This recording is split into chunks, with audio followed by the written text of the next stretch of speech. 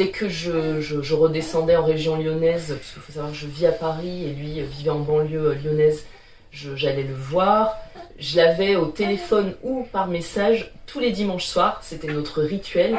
Et je lui racontais ma semaine, et il était content, j'envoyais des photos, des vidéos, et puis il suivait aussi toutes mes actualités musicales sur les réseaux. Il était très présent pour moi et pour mes sœurs aussi, quoi. Donc on avait vraiment noué une très très belle relation.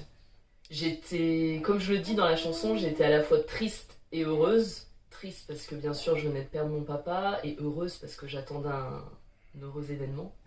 Et surtout j'ai attendu mon bébé depuis longtemps. Donc c'était deux sentiments très ambivalents qui se mélangeaient finalement. Donc voilà, beaucoup de peine quand même, de la colère aussi.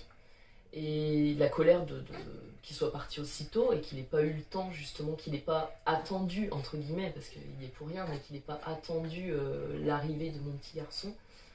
Voilà, donc de la peine, de la tristesse, de la colère, et aussi du bonheur et de la joie d'attendre mon bébé, quoi. Je vais évidemment parler de mon papa à mon petit garçon. Je lui montrerai des photos, je lui parlerai de lui, donc il continuera à vivre aussi à travers les souvenirs.